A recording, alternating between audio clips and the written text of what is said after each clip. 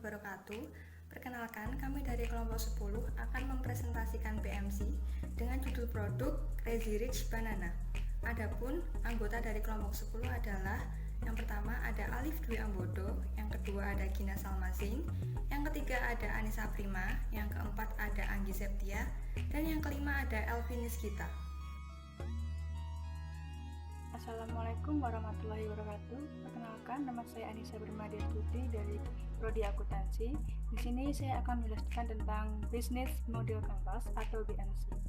Bisnis model Canvas ialah suatu kerangka kerja yang membahas model bisnis dengan disajikan dalam bentuk visual berupa kanvas lukisan agar dapat dimengerti dan dipahami dengan mudah.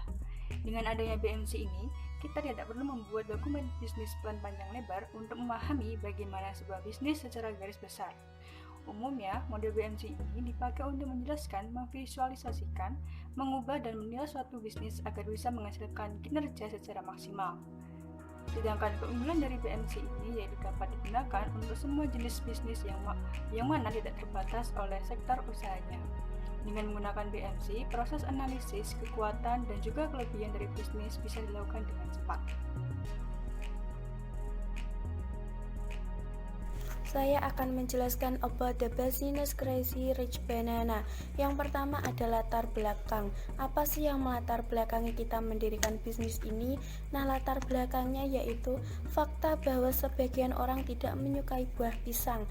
Hal tersebut membuat kita berinovasi mengolah buah pisang menjadi makanan modern yang disukai banyak orang. Nah, yang kedua tentang penamaan Crazy Rich Banana. Kenapa kita memilih penamaan ini? Karena Crazy Rich Banana ini memiliki arti pisang yang kaya.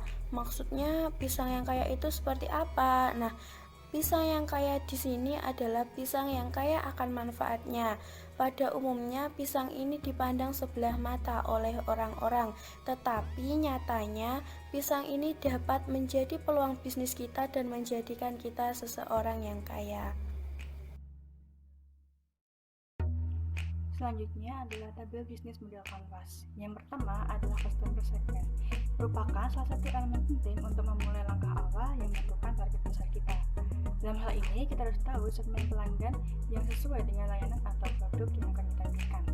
Jadi, konsumen seperti apa yang menjadi target bisnis kita?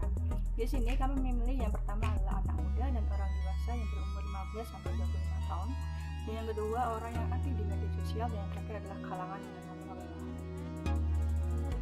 Yang kedua ada customer relationship atau bagaimana cara kita mempertahankan pelanggan.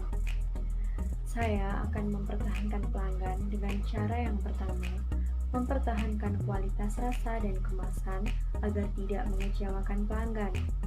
Yang kedua, saya akan melakukan promo-promo atau diskon di setiap pembelian Crazy Rich Banana lebih dari 2. Yang ketiga, serta saya akan melakukan inovasi menu mengikuti tren yang sedang berkembang di pasaran.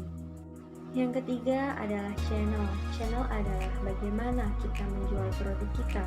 Yang pertama, saya akan berjualan dengan cara online, dan yang kedua, saya akan berjualan secara offline. Yang pertama, penjualan secara online, saya akan melakukan dengan cara mempromosikannya melalui media sosial seperti Facebook, story WhatsApp, Instagram, TikTok, dan melalui perusahaan mitra seperti GoFood dan GrabFood. Yang kedua, berjualan secara offline. Saya akan berjualan offline pada pelanggan yang dilakukan di lokasi tempat saya produksi. Dan poin selanjutnya adalah value proposition. Jadi, makanan ini merupakan makanan untuk bersantai dengan bahan utamanya adalah pisang yang disukai banyak orang dengan berbagai variasi menu. Kemudian, makanan ini memiliki variasi rasa seperti coklat, keju, oreo, tiramisu, banana, dan juga matcha.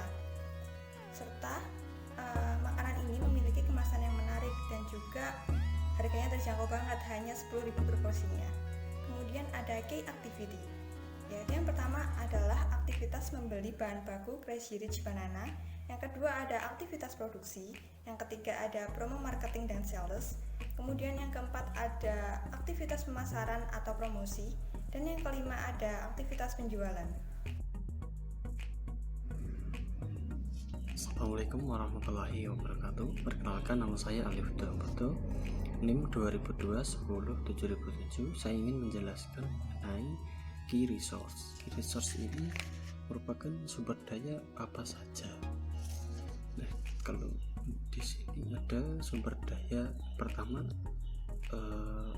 aset produksi, yang kedua ada karyawan, ketiga finansial, keempat alat transportasi, kelima mitra pendukung, dan enam adalah pengelola konten.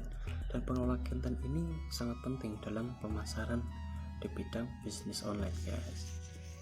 Yang kedua, yang berikutnya ada key partner.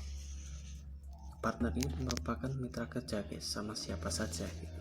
Dan ini mitra kerja kita ada supplier, reseller, ketiga perusahaan mitra seperti GoFood dan GrabFood, keempat ada pemasok kemasan, dan selanjutnya ada cost structure, merupakan biaya atau perincian apa saja yang dikeluarkan. Yang pertama ada biaya pemasaran, biaya produksi, dan biaya operasional. Yang keempat terakhir adalah biaya total. Yang terakhir ada revenue stream. Nah, maksudnya itu apa sih? Maksudnya itu adalah dari mana kita mendapatkan keuntungan di bisnis tersebut. Kita mendapatkan keuntungannya melalui penjualan produk dan juga reseller. Strategi untuk mendapatkan customer adalah dengan cara yang pertama, saya akan membuat akun di media sosial. Yang kedua, saya akan memasang iklan.